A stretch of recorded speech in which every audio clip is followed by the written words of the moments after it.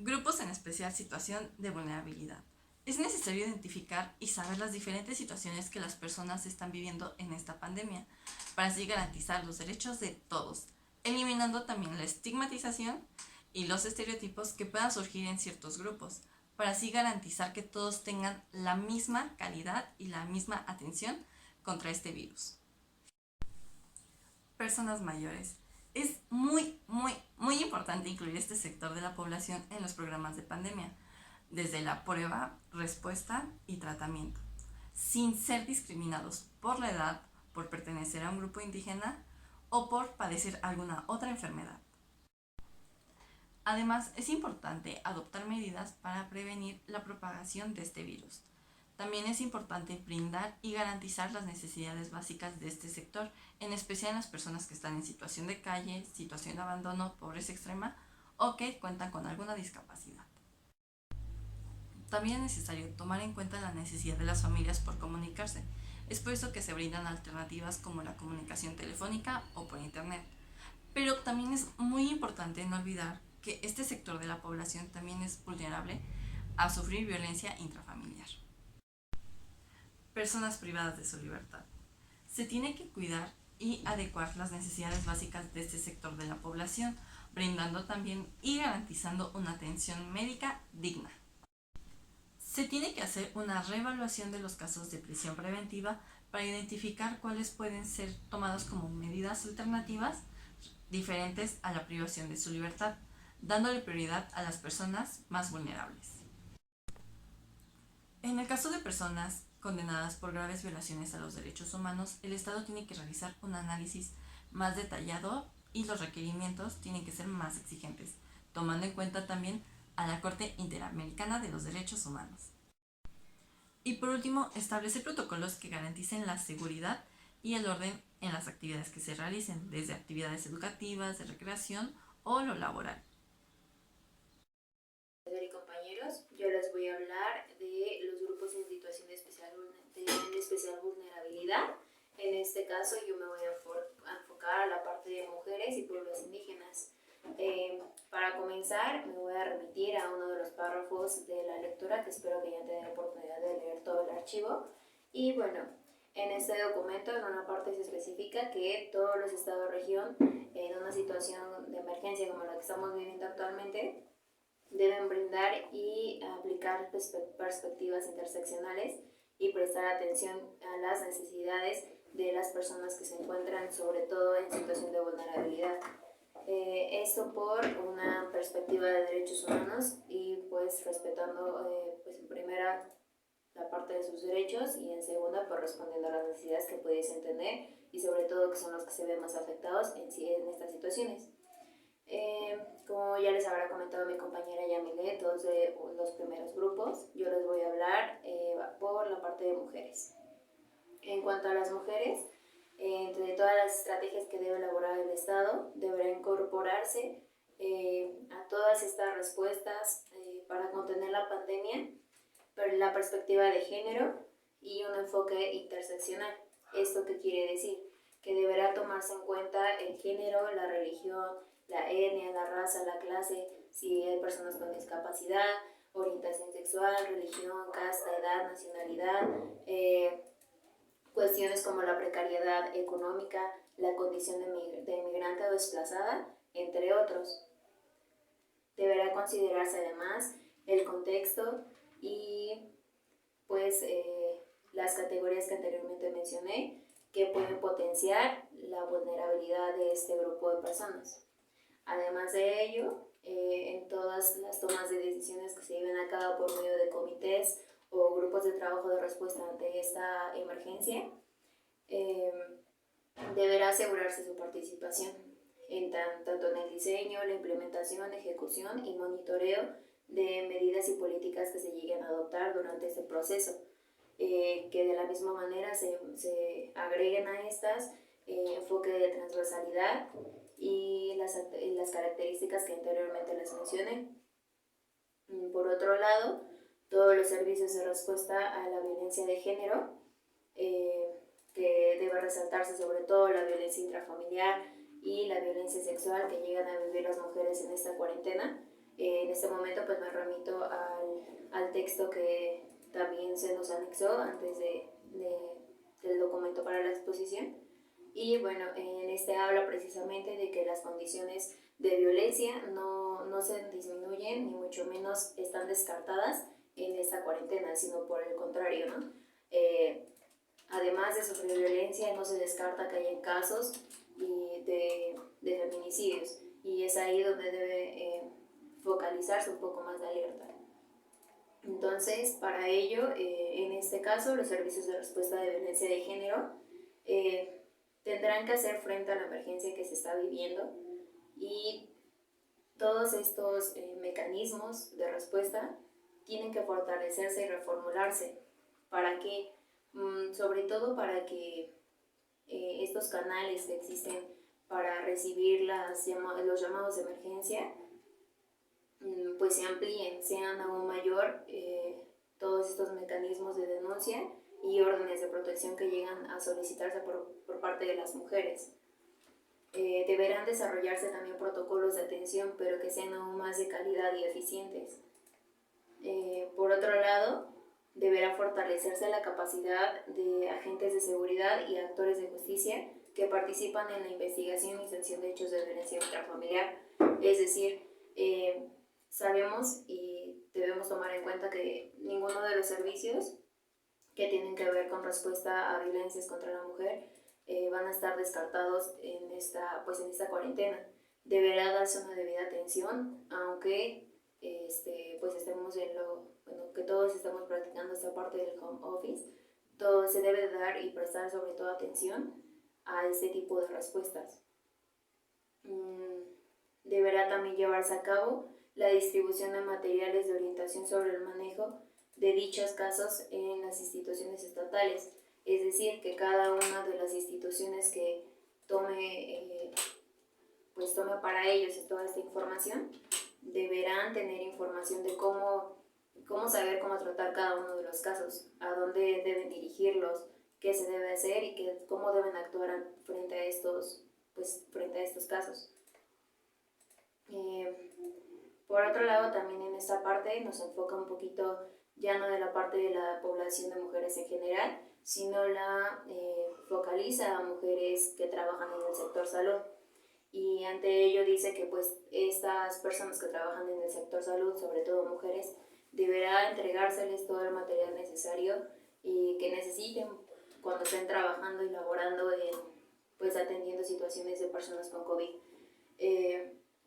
Además de ello, deberá atenderse a su salud mental y también deberá como evitarse o tratar de evitar que haya doble carga de trabajo, es decir, atender por una parte los servicios profesionales, que es estar en la atención de los pacientes, en este caso COVID, y por otro lado las tareas domésticas. Finalmente, para concluir con esta parte de mujeres, deberá garantizarse la disponibilidad y continuidad de servicios de salud sexual y reproductiva, donde se incrementen medidas de educación sexual integral y diseminación de información por medios accesibles y lenguaje adecuado. En esta parte, pues obviamente tendrá que tomarse en cuenta y mejorar las condiciones en las que cómo llega toda esta información a las personas en general, ¿no? En este caso se pretende que no se elimine esta parte porque pues también condiciona a que existan otro tipo de problemáticas. Por tanto, deberá buscarse los medios por donde se pueda difundir toda esta información. En este caso puede ser en redes sociales, ya que sabemos que la mayoría de las personas tiene acceso a ellas, o bien por medio de medios televisivos, que es lo más accesible que tienen todas las personas en este momento. Voy a continuar con el otro tema. Continuando con el tema, ahora pasaré a hablar de otro de los grupos vulnerables, que son los pueblos indígenas. Bueno, en esta parte dice que ante esta contingencia deberá hacerse llegar la información a estas personas a través de su idioma tradicional, el idioma que ellos conocen, de las formas en las que ellos puedan entender a qué se están refiriendo, con todas, bueno, y sobre todo que le lleguen debidamente todas las medidas preventivas que se están adoptando y que ellas puedan atenderlas para poder llevarlas a cabo. Por otro lado, habrá pueblos que hayan considerado tener un aislamiento o pues sí, una medida, digámoslo así, voluntaria, de que ninguna persona pueda acceder a esos pueblos o que ninguna persona pueda salir de ellos mismos, ¿no? Por tanto, ¿esto a qué se debe? Pues se debe principalmente a todo el contagio que pueda generarse a esas poblaciones y que para ellos derivaría o deriva precisamente en la subsistencia y sobrevivencia de ese pueblo mismo. Como tal, deberá respetarse todas las decisiones que ellos tomen pues para protegerse a sí mismos y principalmente para evitar que tengan mayores problemáticas en un futuro. Además de ello, pues las medidas de prevención y demás deberán extremarse y deberá considerarse sobre todo en materia de derechos humanos. En la medida en que se respeten pues sus tradiciones, sus creencias y que cada uno de ellos tiene el derecho a recibir una atención con pertinencia cultural, es decir, que si llegan a alguna institución y la institución no tiene hablantes de su idioma, pues entonces tendrán que remitirlo a una institución o remitir a personas que cuenten con esa habilidad o que tengan el idioma que ellos hablan para que entonces les comuniquen todo lo que tienen que decirles, pero que además ellos lo entiendan y puedan pues realmente ser conscientes de lo que está pasando actualmente.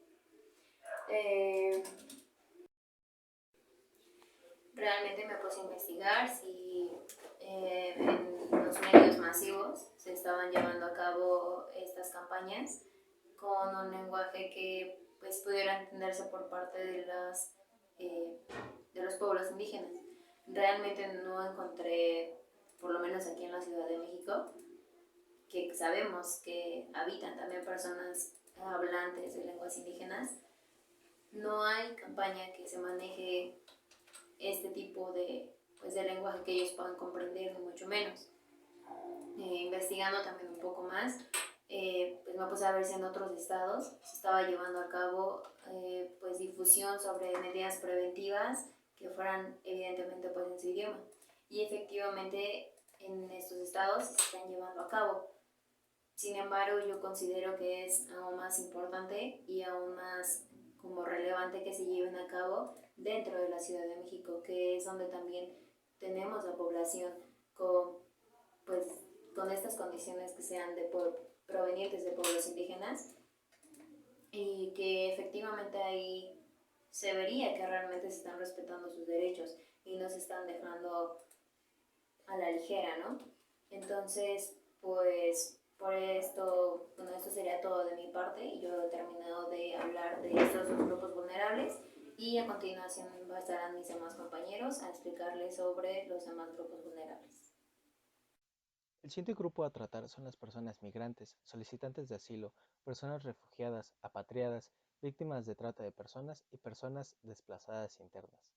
Evitar el empleo de estrategias de detención migratoria y otras medidas que aumenten los riesgos de contaminación y propagación de la enfermedad generadas por el COVID-19 es el primer punto que trata este apartado.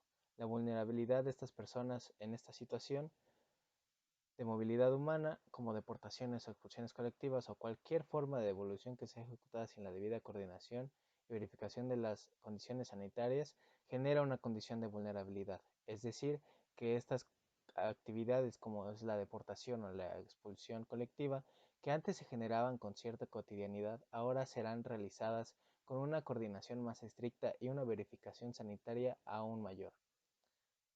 También otro punto que trata es que se debe abstener de implementar medidas que puedan obstaculizar, intimidar y desestimular el acceso de las personas en situación de movilidad humana a los programas, servicios y políticas de respuesta y atención ante la pandemia COVID-19.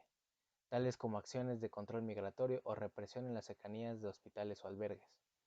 Otro punto importante es que se debe garantizar el derecho de regreso y la migración de retorno a los estados y territorios de origen o nacionalidad, a través de acciones de cooperación, intercambio de información y apoyo logístico entre estados correspondientes, con atención a los protocolos sanitarios requeridos, y considerando de manera particular el derecho de las personas apatriadas de retornar a los países de residencia habitual. Como por ejemplo, al inicio de la cuarentena y de la pandemia de COVID-19, muchos estudiantes se encontraban en intercambio académico.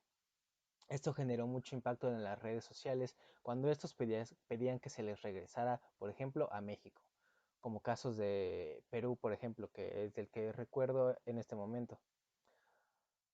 Otra cosa importante es que se debe implementar medidas para prevenir y combatir la xenofobia y la estigmatización de personas en situación de movilidad humana en el marco de la pandemia, impulsando acciones de sensibilización a través de campañas u otros instrumentos de comunicación, elaborando protocolos y procedimientos específicos para su protección y atención, también dirigidos a niñas, niños y adolescentes migrantes y refugiados, en especial proveyendo a los mecanismos específicos de asistencia a aquellas personas que se encuentran separadas o sin compañía.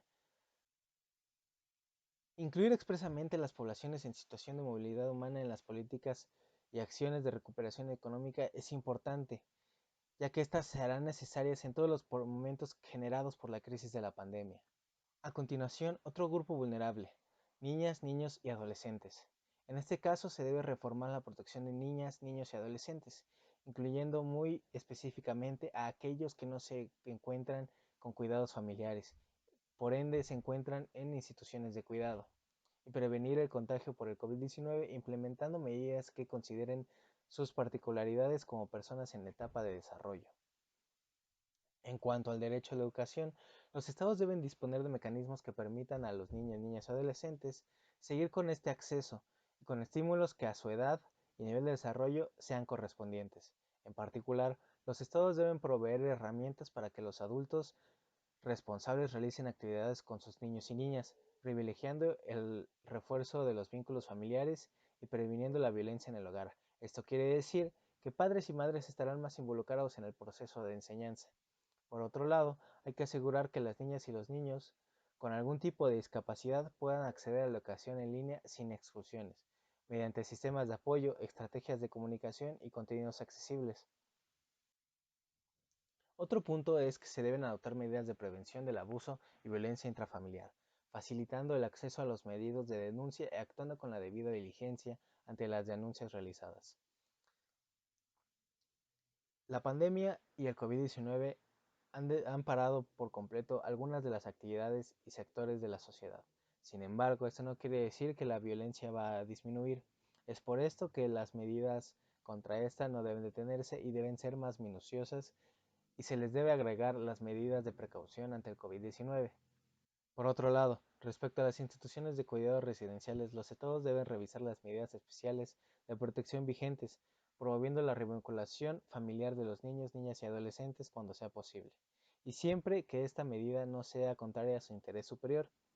Además, se debe asegurar acciones de prevención del contagio en estas unidades, además de establecer protocolos de emergencia para los orientadores, para los equipos y personas que tengan niños y niñas a su cargo.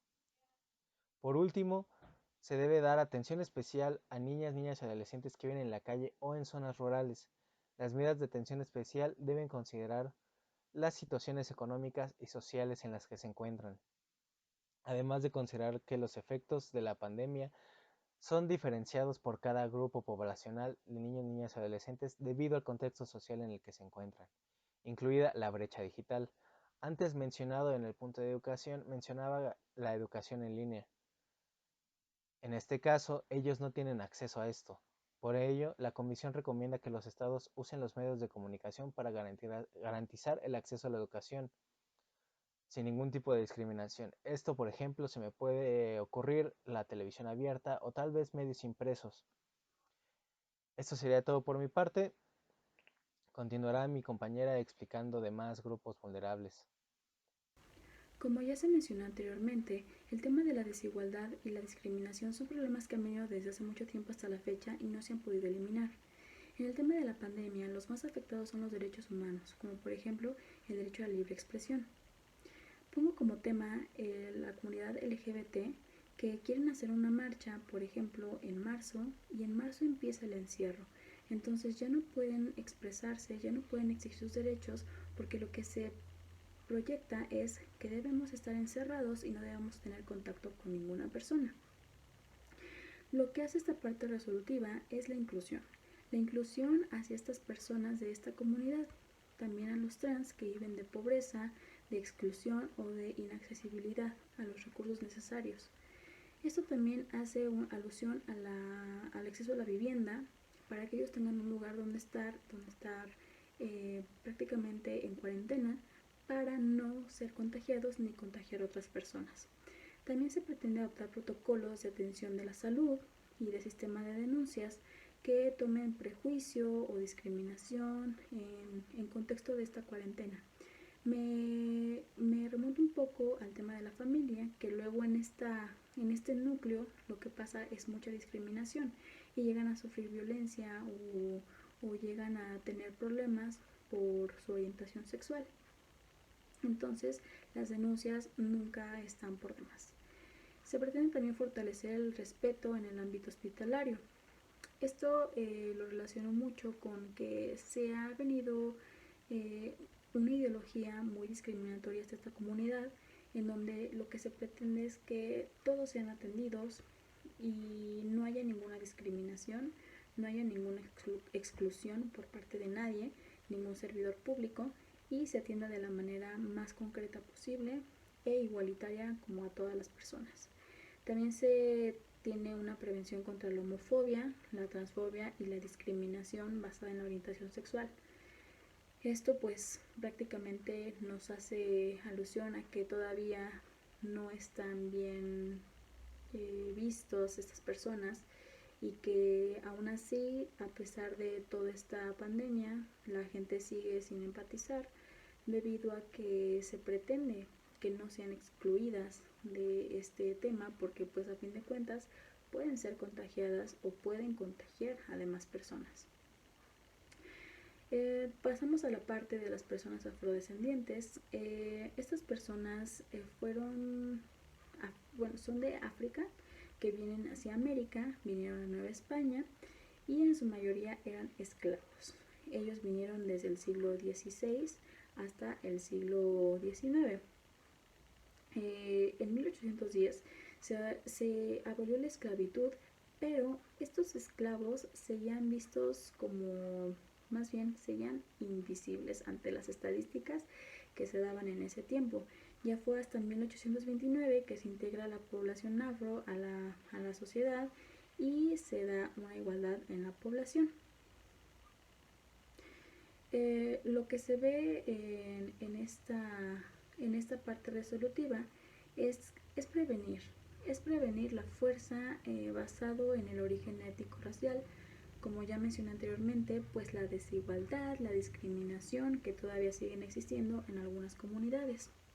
También se pretende implementar medidas de apoyo, ya sea económicas, de subsidios, de bonos para personas que viven en pobreza, personas pues afrodescendientes y que sean comunidades tribales, o sea que los miembros pertenezcan a alguna tribu, esto en situación de pobreza.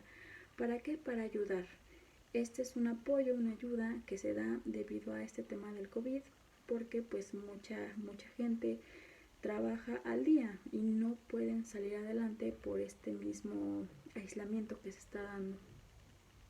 También se pretende incluir los registros de las personas contagiadas, que estén hospitalizadas o que hayan fallecido, pero que sean pues de esta índole, ¿no? De que sean afrodescendientes o de las comunidades tribales, que no se dejen a un lado, como lo que mencioné hace ratito, que no eran visibles en las estadísticas, no, que ahora sí sean visibles y se tomen en cuenta los casos que pasan con estas personas que se dejan a un lado, pero que son importantes porque son parte de una comunidad, de una sociedad, y pues a fin de cuentas se debe llevar un registro de ello.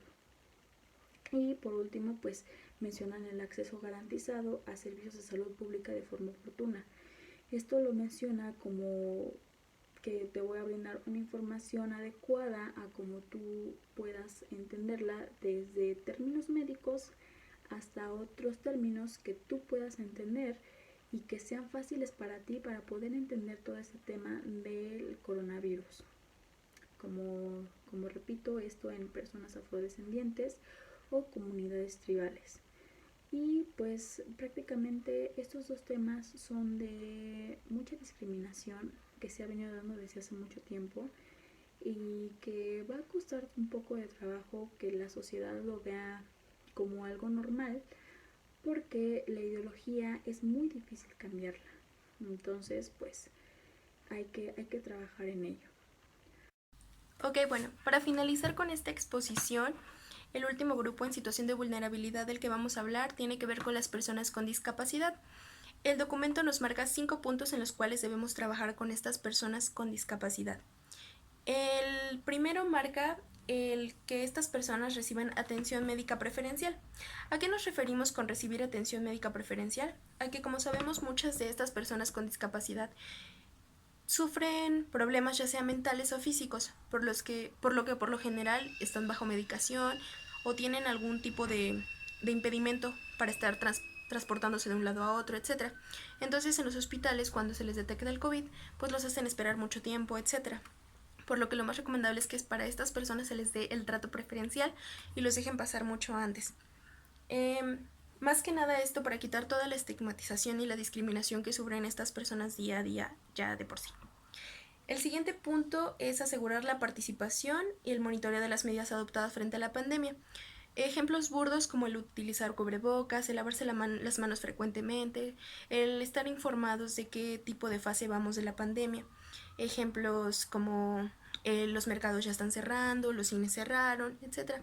Muchas de estas personas no están al tanto de estas noticias, ya que no pueden visualizar las noticias o incluso no las pueden oír, por lo que siempre es recomendable que estas personas estén con un acompañante, el cual les pueda estar informando sobre estas nuevas medidas que se está tomando por parte del gobierno e incluso por parte de la sociedad para mejorar y terminar más pronto esta cuarentena. Otro de los temas que me parece muy importante adoptar para las personas con discapacidad en tiempos de COVID es el ajuste de los entornos físicos para que estas personas se trasladen al hospital. Como sabemos, muchas de las instituciones públicas y privadas muchas veces adaptan sus hospitales para personas que están en condiciones óptimas de salud y no se ponen a pensar muchas veces que también va a personas que tienen problemas de ceguera o hay personas que incluso no pueden caminar, van en silla de ruedas, van en muletas, etc. Entonces es importante que todos los espacios físicos estén adaptados para las personas con discapacidades también, de todo tipo. Esto con el fin y el principal objetivo es que estas personas obtengan una mayor independencia en su trabajo y en su forma de desarrollarse. Y que no necesiten necesariamente a otro acompañante, ¿sabes? O sea, si tú como persona discapacitada detectas que estás enferma, evidentemente no tienes a alguien que te acompañe, evidentemente lo primero que vas a querer hacer es ir a un hospital y checarte. Entonces, que los entornos físicos estén adaptados para estas personas ayudaría muchísimo. En sí, yo sí me he dado cuenta que en muchas partes y en muchos hospitales ya están siendo adaptadas estas medidas, pero sería importante que en todo el mundo e incluso en México se adaptaran de mejor manera. El penúltimo punto, es el ajustar razonablemente los apoyos. ¿A qué nos referimos con esto? Que las personas con discapacidades también muchas veces no pueden estar laborando. Muchas de ellas, como sabemos, trabajan a lo mejor en situación de calle. ¿A qué me refiero? Como vendedores ambulantes o incluso algunos como vagabundos o como limosneros, no sé si esa es la palabra, pero bueno, trabajan de esta manera. Entonces lo importante radica en también que ellos estén al tanto de los apoyos que está dando el gobierno para las personas con discapacidad y cómo pueden obtenerlas y cómo pueden beneficiarse, ya sea de un apoyo económico, de un lugar donde quedarse. Podríamos hablar de eso, o sea, garantizar que estas personas también puedan ejercer sus derechos humanos. El último punto ahora sí tendría que ver con las estrategias de comunicación. ¿A qué nos referimos con esto? Que ellos también tengan la posibilidad de comunicarse con sus familiares sobre todo sobre todo las personas que viven solas, sobre la evolución, la prevención y el tratamiento del COVID-19 y si alguno de sus familiares están en esta situación, pues cómo poder apoyarlos. Con esto terminaría el punto del grupo de vulnerabilidad, que son las personas con discapacidad. Solo nos marcan estos 5 puntos y para mi parecer son los más importantes y en los que más se deberían de trabajar. El siguiente punto y el último es el que tiene que ver con la cooperación internacional e intercambio de buenas prácticas. De manera, digamos, global, este tema nos marca cómo se está enfrentando la crisis de la pandemia y cómo estar al tanto de ella de manera global, regional y sostenible, y cómo está haciendo la cooperación de las personas y de la sociedad civil en esta pandemia. Nos da puntos como el que se está trabajando desde dar el cumplimiento, el compromiso de adoptar medidas a nivel interno y internacional. También nos habla un poco sobre el desarrollo de espacios amplios y efectivos de diálogo con otros países. Como sabemos, pues hay muy buenas prácticas que ha realizado, digamos, China, digamos, Italia, etcétera, por decir ejemplos, en el cual, por ejemplo, realizaron la cuarentena y con esto se pudo detener la pandemia. Este intercambio de buenas prácticas funcionó para que aquí en México adoptáramos, por ejemplo, la cuarentena mucho antes que lo que se adoptó en China y Japón, y de esta manera pudiéramos disminuir el impacto que tuvo e incluso disminuir muchas muertes porque se tomaron las medidas a tiempo. Otro de los puntos que nos marca esta cooperación interna e internacional es el promover los protocolos de intercambios de las buenas prácticas. Igual nos referimos a esto con un enfoque de derechos humanos en el cual no se vean dañados los derechos de las personas ni vulnerados. Esto lo relacioné mucho con los trabajos que están, por ejemplo, corriendo a sus empleados sin ningún goce de sueldo. Eso no debería de pasar por que exista una ley federal del trabajo, a lo mejor no en todos, o a lo mejor en las empresas que se fueran a quiebra, pues ni cómo hacerle, pero por lo general no se tendría que hacer eso. Entonces, estar al tanto de ello es incluso una cooperación interna e internacional, cómo lo está manejando otros países, con un apoyo por parte del gobierno, con una renta básica universal, bueno, que aquí no existe y que ya lo hemos comentado en clase, sin embargo que pues podría existir. Nos habla también de toda la cooperación en el marco de las políticas públicas, igual, o sea, estar al tanto de eso, cómo está en otros países y cómo está aquí en México, y cómo adoptarlas de la mejor manera para que apoye a todos los grupos en vulnerabilidad y también a clase media, a clase baja y a clase alta, evidentemente. Y pues igual, por último, nos marca esos mecanismos de protección y asistencia en derechos humanos, lo recalca muchísimo. Y pues básicamente es eso, cómo enfrentar la pandemia y cómo lo están enfrentando otros países, cómo deberíamos de trabajar y que siempre debe de ser con el marco de derechos humanos. Con esto terminaría el tema de todo el documento. De antemano agradecemos la participación y pues bueno, sería todo.